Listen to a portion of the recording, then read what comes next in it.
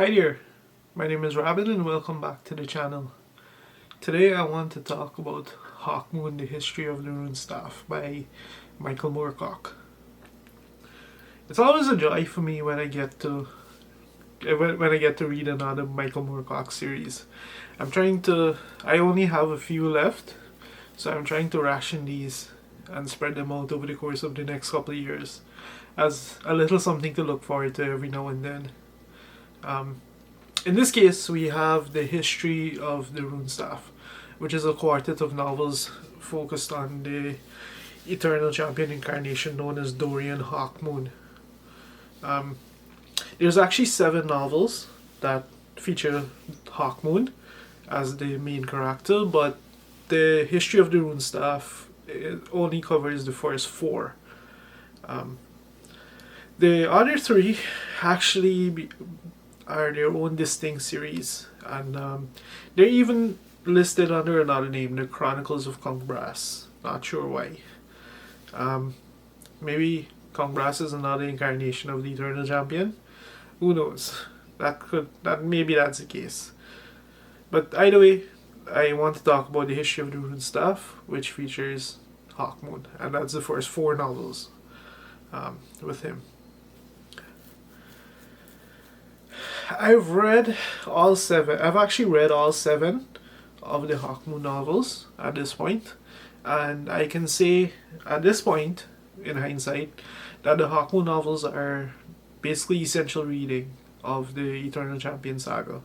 And not just essential reading, they're wild. They start pretty inventive, they start doing a lot of crazy things, and they just get wilder and wilder. But more on that later. I have 2 videos in which I'm going to discuss these books. But anyway, the History of the Runestaff, as I mentioned, is a quartet, and the first novel in that quartet is The Jewel in the Skull.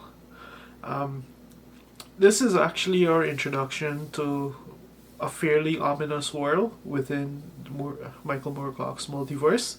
It's a post-apocalyptic future where science and magic is... The line between science and magic is blurred. Fused, broken, however you want to phrase it. There's some freaky stuff going on. We have the evil empire of Grand Britain slowly conquering and subjugating the world in an ever outward expanding line. When Hawkmoon's kingdom is defeated, he's captured and enslaved, and he's sent off to the last remaining bastion against Grand Britain in the hope that he'll be able to cripple them from within and allow Grand Britain to conquer them. So one of the unusual things about this book is that it's an unusually straightforward novel for Moorcock. Usually he writes much more grey situations, morally ambiguous, dark, that kind of stuff. This is pretty clear cut. We have very clear delineation between good and evil. We know who the good guys are. We know who the bad guys are. There's absolutely no question about that. That's not always the case. Some of the Eternal Champions have been on the side of chaos, others have been on the side of law. There's no confusion in this case here. What the entire novel is about is actually a high stakes race for Hawkmoon, because he's under the control of Grand Britain due to the jewel in his skull that was implanted into his skull, and it's a race against time for him to get it removed before Grand Britain essentially triggers a self-destruct and kills him using the jewel. It's not an overcomplicated story. The novel focuses on Hawkmoon making his way to Camarang, which is the last remaining holdout against Grand Britain, befriending the ruler of the Camarang, which is Conch Brass, and his daughter Iselda, and then going off on a journey to try and get the jewel removed from his skull. It's short, it's punchy, it's very much a pulp adventure with Moorcock's signature style of just a fusion of different elements. We have a little bit of sci-fi, a little bit of fantasy. We have, for once, a very clear-cut delineation of good and evil, but for the time at least, what was a fairly complex character. That's basically the first book. It's a good introduction. It's not something that would blow your mind. The second book in the quartet is actually The Mad God's Amulet. And in this novel, Hawkmoon made it to a city where he was able to find someone who was able to help him remove the jewel in his skull. However, Grand Bataan was right on his heels, and he eventually became embroiled in a situation where he had to help defend the city against Grand Bataan. And after that entire plot was resolved, he learns that Iselda, who naturally he's fallen in love with, has been captured by the Mad God when she left Camarang and tried to follow him to, I guess, bring him back home. So naturally, after he finds out that she's been captured, he sets out to free her. In the same way that the first novel is very much a short action adventure pulpy romp, it is the same thing here.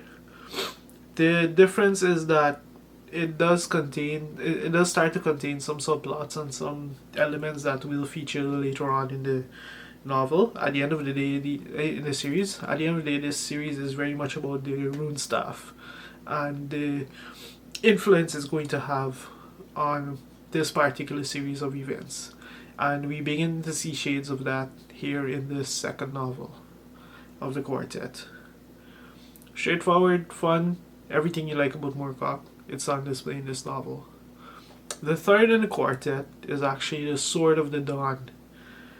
And in this, Hawkmoon sets out to gain a weapon that will give him the power he needs to defeat Grand Bataan once and for all. Just like the others, it's a very pulpy adventure, but in this case, in this one, I felt like Moorcock kind of broke the pattern that he had in the first novel. This is a much more chaotic, a much more inventive story. It's there are more genre bending elements in it. There are some things that very definitely cross the boundary into the realm of sci-fi. But if you're familiar with Moorcock's work, you'll know that he wrote across a wide range of genres. So this kind of major mishmash in a single novel isn't particularly new or unique for him. We have a fairly weird expansion of the kind of mythos of this particular series, in that we get introduced to a character who the name is very familiar as one of the more well-known Eternal Champion incarnations, but it's a bastardized version of it. In addition to that, it's not quite clear if this individual is the same character or what, because his presentation in this particular novel is very different from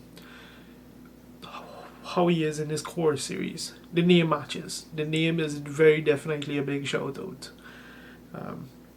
If you're a fan of Moorcock, I think you can guess which particular Eternal Champion that is.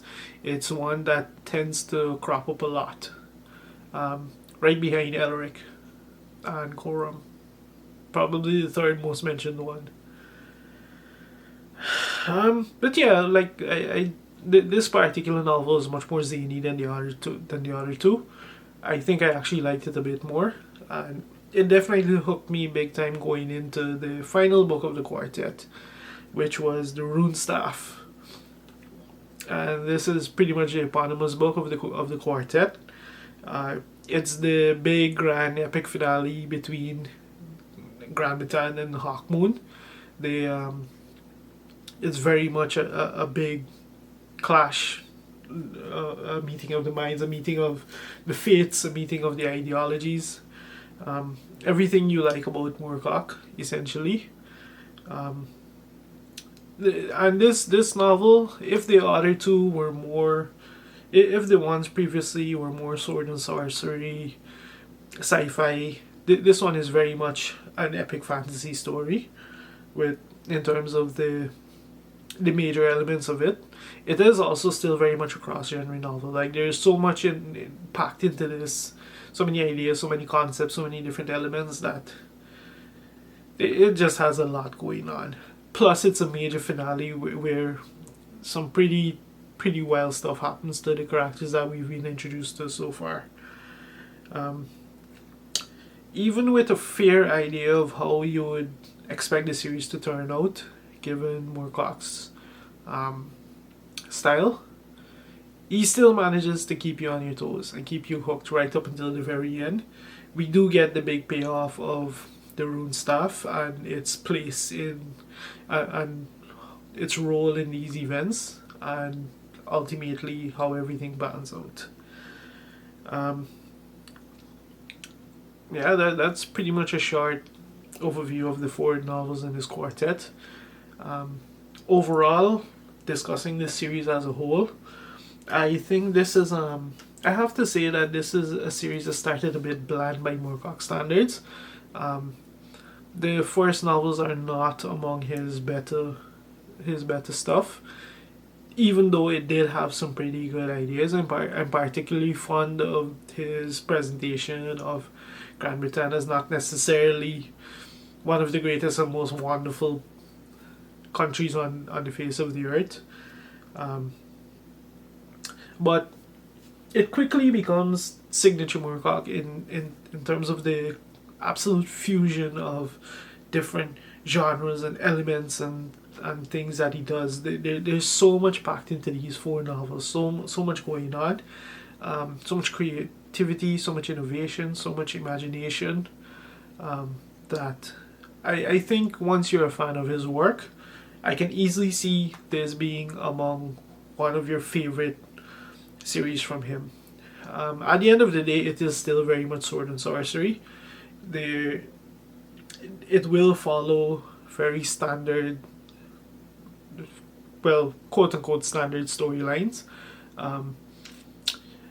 and these are, at the end of the day, these are novels published almost 50 years ago at this point, so they are dated in some ways, but they are everything that we love about Moorcock, which is like these fun, zany, creative adventures that with very complex characters who go through very complex situations.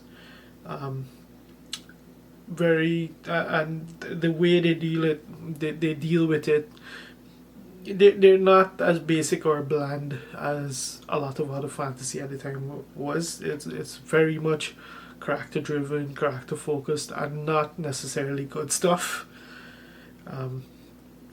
But yeah, after having read all four books and considering them as a series, I can see why it's some of Moorcock's more infamous works. But yeah, that's pretty much it. Overall, a very fun read. Highly recommended. Having now read all 7 Hawkmoon novels, I will have to say that if you're like me and slowly making your way through all of Michael Moorcock's Eternal Champion novels, I do think that this series should be read last. And why I think that series should be read last, I'll be discussing in my next video on the remaining 3 Hawkmoon novels, which are the Chronicles of Congrass. So watch out for that.